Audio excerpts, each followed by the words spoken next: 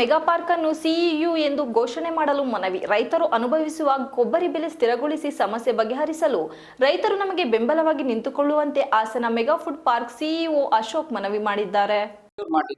ಆಮೇಲೆ ಇನ್ನೊಂದು ಏನು ಅಂತಂದ್ರೆ ನೀವೆಲ್ಲರೂ ಹೆಚ್ಚು ಕಮ್ಮಿ 3 ವರ್ಷದಿಂದ ನಮ್ಮನ್ನು ನೋಡ್ತಾ ಇದ್ದೀವಿ. ಪತ್ರಿಕಾಗೋಷ್ಠಿಯಲ್ಲಿ ಶನಿವಾರ ಮಾತನಾಡಿ, ಹಾಸನ ಮೆಗಾ ಫುಡ್ ಪಾರ್ಕ್ನ ಎಲ್ಲ ಪದಾರ್ಥಗಳು ರಫ್ತು ಗುಣಮಟ್ಟ ಹೊಂದಿರುವ ಕಾರಣ ಫುಡ್ ಪಾರ್ಕ್ನ ಜಾಗವಾದ ಹಾಸನ ಜಿಲ್ಲೆ ಹೊಳೆನರಸೀಪುರ ತಾಲೂಕಿನ ಹಳ್ಳಿ ಮೈಸೂರು ಹೋಬಳಿಯ ಒಡನಹಳ್ಳಿ ಗ್ರಾಮ ಸರ್ವೆ ನಂಬರ್ 124/12 ಅನ್ನು ಕರ್ನಾಟಕ ಅಗ್ರಿ ಬಿಸಿನೆಸ್ ಮತ್ತು ಫುಡ್ ಪ್ರೊಸೆಸಿಂಗ್ ಪಾಲಿಸಿ 2014 ಹಾಗೂ ಇಂಡಸ್ಟ್ರಿ ಪಾಲಿಸಿ 2020-24 ಅನ್ವಯ ಅಗ್ರಿ ಇಒಯು ಕೃಷಿ ರಫ್ತು ಆಧಾರಿತ ಘಟಕ ಎಂದು ಜಿಲ್ಲಾಡಳಿತ ರಾಜ್ಯ ಸರ್ಕಾರದ ಗಮನಕ್ಕೆ ತಂದು ಘೋಷಿಸಬೇಕು.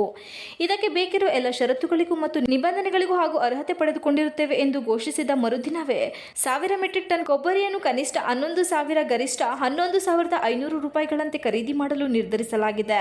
ರೈತರಿಗೆ ಯಾವುದೇ ಷರತ್ತು ಹಾಕದೆ ಯಾವುದೇ ಗರಿಷ್ಠ ಮಟ್ಟ ಘೋಷಿಸದೆ ಖರೀದಿ ಮಾಡಲು ನಿರ್ಧರಿಸಲಾಗಿದೆ. ಖರೀದಿಯಲ್ಲಿ ಪಾರದರ್ಶಕತೆ ಕಾಯುವ ಉದ್ದೇಶದಿಂದ ರೈತರು ತಂದ ಕೊಬ್ಬರಿಯನ್ನು ಅವರ ಮುಂದೆಯೇ ಗುಣಮಟ್ಟ ಪರೀಕ್ಷೆ ಮಾಡಿ ನಂತರ ಪಡೆದುಕೊಂಡು ಅಲ್ಲಿಯೇ ತಕ್ಷಣವೇ ಹಣ ಪಾವತಿಸಲು ವ್ಯವಸ್ಥೆ ಮಾಡಲಾಗಿ ಮತ್ತು ಇದರ ವಿಡಿಯೋ ಚಿತ್ರೀಕರಣ ಸಹ ನಡೆಸಲಾಗುವುದು. ಇದರಿಂದ ರೈತರಿಗೂ ಒಂದಷ್ಟು ನಂಬಿಕೆ ತರಿಸುವುದು ಇದರ ಹಿಂದಿನ ಉದ್ದೇಶವಾಗಿರುತ್ತದೆ ಎಂದು ಹೇಳಿದರು.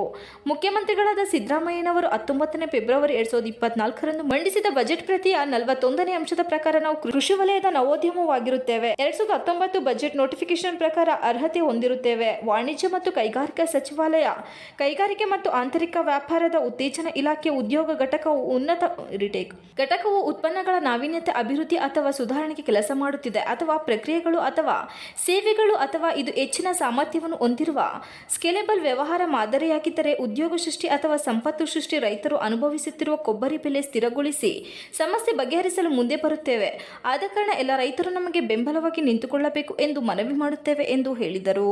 ಇವರು ಆಫೀಸರ್ಸ್ಗಳು ಯಾರು ಲ್ಯಾಂಡ್ ಓನರ್ ಇರ್ತಾರೆ ಅವ್ರಿಗೆ ಇದೊಂದು ಲೆಟರ್ನ ಕೊಡಿ, ಏನು ಶಾರ್ಟ್ ಇದು ಮಾಡಿದ್ದಾರೆ ಅಂತೇಳಿ ಈ ಲೆಟರ್ನ ಕೊಟ್ರೆ 1,000 ರೂಪಾಯಿ ಡಿಡಿ ತೆಗಿಬೇಕು. ಅದು ಮೋಸ್ಟ್ಲಿ DC ಅವರ ಹೆಸರಲ್ಲಿ ಅನ್ಸುತ್ತೆ. ಅವರು ಅದನ್ನ ಅಟ್ಯಾಚ್ ಮಾಡ್ಬಿಟ್ಟು ಸರ್ಕಾರಕ್ಕೆ ಕಳಿಸ್ತಾರೆ. 15 ದಿವಸ ಅಪ್ರೂವ್ ಬರುತ್ತೆ.